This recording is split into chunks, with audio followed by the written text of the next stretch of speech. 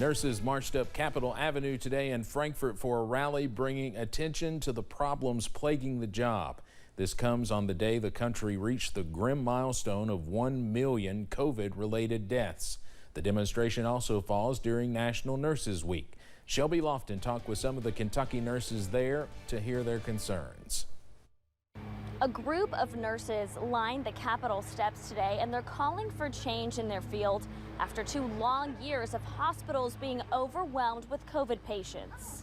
These healthcare workers are asking for specific changes. They include higher pay, safety plans to prevent violence on the job, more equal staffing-patient ratios, and no limits on travel pay. These Kentucky nurses made their voices heard in Frankfort. Today's demonstration was part of a bigger event. Participants primarily want the federal government to pass the Safe Staffing Act as well as the Workplace Violence Act. We talked to nurses who told us what changes they'd like to see. I think that a lot of times nurses have been exploited because of their compassion, because of their hard work and their dedication to being a nurse. They a lot of times get in there and they just get the work done, but mistakes can happen that way. And it's not safe for nurses and it's not safe for patients. And a lot of the signs we saw today shared the same sentiment. These nurses feel overworked and underpaid. At the Capitol, Shelby Lofton, WKYT. One of the nurses who spoke at today's demonstration said it's not just the nursing school admissions cap that's contributing to the nursing shortage. They say a lot of the senior nurses are leaving the profession. Officials at the Mountain Arts Center are gearing up for this year's elk hunt draw. This is the 5th year the MAC has hosted the elk draw in partnership with Kentucky Fish and Wildlife officials, and they say this year could be bigger than ever. After remaining virtual in 2020, 2021's elk draw had nearly 80,000 entries.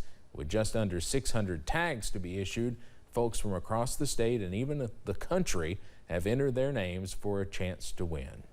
We've seen them from Maine and Montana and Florida, Washington, Tennessee, Kentucky, Virginia. So it's a really neat event. It's really neat for the community, and we work so great with Kentucky Fish and Wildlife and tourism and Prestonsburg tourism in the city. So it's really cool to have.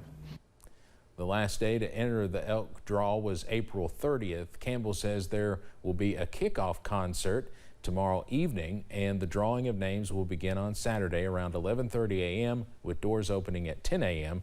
We'll have more from the MAC coming up tonight at 6. It's Main Street Week in London, and to celebrate, London Downtown and FNBM is presenting Burger Week. Several eateries downtown are presenting a special burger on the menu for the week. Folks can get out and try a new burger at a different place all week if you want, while supporting local businesses. And those who do, be sure to keep your receipt. You can win a $25 gift card by uploading it to the link on WYMT.com. Burger Week was just an idea that we had to just highlight our local downtown eateries.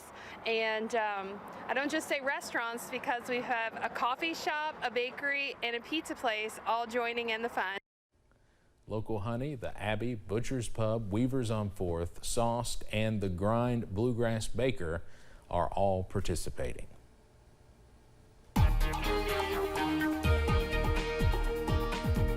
Sounds like I'm going to have to head down the Hal Rogers Parkway because you know me and burgers, right?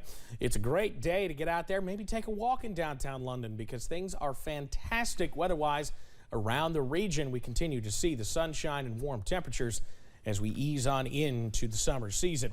Mountain Parkway at Slade, still watching some filtered sunshine trying to work on through. A couple of high clouds working in, but that's not hurting those temperatures at all. Here in Perry County at Buffalo Mountain, not much going on right now in terms of any kind of cloud cover, let alone rainfall. 82 here in Perry County. Temperatures remaining on the milder side. A couple degrees cooler than we were yesterday. Our warm spots right now, either end of the viewing area. Monticello's at 85, as is Williamson, West Virginia. But most of us within a degree or two of about 82, which is right where we are here in Hazard. Those dew points are in the 50s, so you walk outside. It's not humid. It's a little warm, yes, but it's not humid. It feels actually pretty nice. Satellite and radar, again, a clean sweep around the region. But you'll notice out to the east and moving west, a few clouds working on in. And then we're keeping an eye on a system out in the plains that could also impact our weather a little bit over the next few days, but we should remain quiet tonight. Lows a little warmer, at least a little bit slightly elevated from where we've been, upper 50s to near 60 with clear skies overnight. I've got the latest, though, on when we could see the return of a few showers and storms to the forecasts coming up in just a few minutes. Steve? All right, Evan, thank you. In the southern Ukrainian city of Mariupol, soldiers trapped in the steel mill grow more desperate, while Finland, which shares a border with Russia, announced it would apply to join NATO. CBS's Elise Preston has the latest from the United Nations in New York.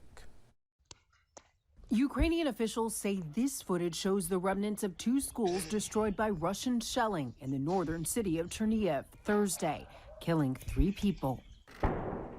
In Mariupol, time is running out for the Ukrainian soldiers living under relentless Russian bombing. The fighters are close to starving, many with amputated limbs. Russia continues to inflict suffering and devastation on Ukraine and its people. On Capitol Hill, State Department officials testified about U.S. efforts to support Ukraine, while Senate Minority Leader Mitch McConnell urged the Senate to pass the Ukrainian aid package. Ukraine is not asking anybody else to do their fighting for them. They ask only for the resources they need to defend themselves against this lawless aggression. In a dramatic policy shift, Finland announced it will move rapidly to join NATO, and Sweden is expected to follow suit. The historic expansion of the Western alliance would be an affront to Russia. Finland shares a border with Russia. In response, the Kremlin said it will be forced to take retaliatory steps.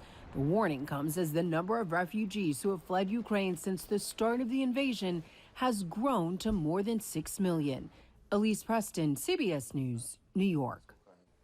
The UN Refugee Agency says this is Europe's worst refugee crisis since the end of World War II. In Washington, D.C., the fallout from Wednesday's failed vote to codify Roe v. Wade is being felt around the nation's capital. All 50 Senate Republicans and West Virginia Democrat Joe Manchin voted against the measure. At the state level, Illinois Governor J.B. Pritzker says members of his own party are not sounding the alarm loud enough leading into the midterms. His state is now surrounded by 5 states that are set to restrict or completely end access to abortion if Roe v. Wade is struck down by the High Court.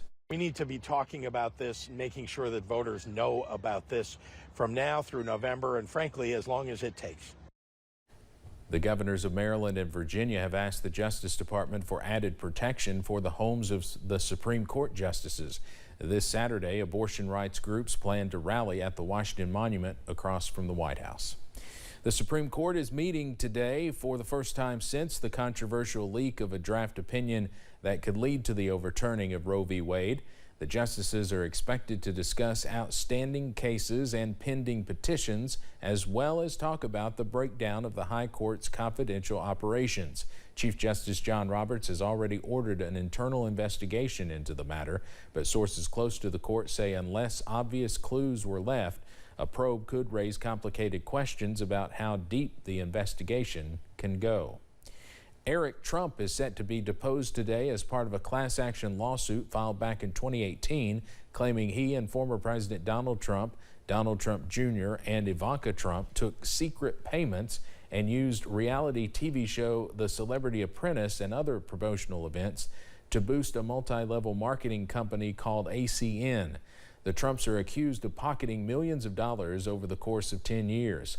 The former president's attorneys say Trump did not own the company, and the plaintiffs invested in and had no control over its operations. Former President Trump has sold his hotel lease in Washington. On Wednesday, the Trump Organization completed the sale of its lease to CGI Merchant Group and its partner Hilton Worldwide Holdings. Hilton will operate the hotel as a Waldorf Astoria property. The hotel, located in D.C.'s old post office building, has been a source of controversy and the subject of lawsuits and investigations since Trump became president. The hotel got millions from foreign governments during Trump's presidency, raising potential conflict of interest questions. Trump resigned from his companies when he took office, transferring his assets to a trust run by his sons.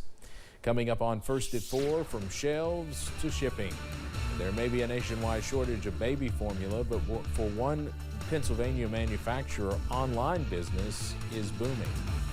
And watching systems to our east and our west as we head towards the weekend. We've got showers on the way, and I'll have those details on the way as well.